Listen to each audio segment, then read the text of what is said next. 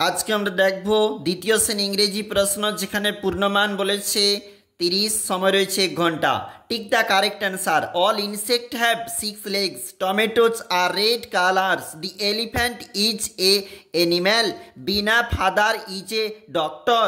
See the pictures, fill in the gaps. I can see a bird. This is an elephant. That is a frog. এবং it is a fish. One many, tea trees, dog dogs, boat boats, frog frogs.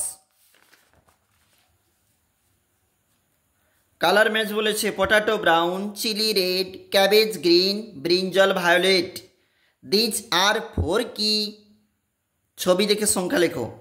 These are 3 dogs, these are 2 cows, these are 5 dears.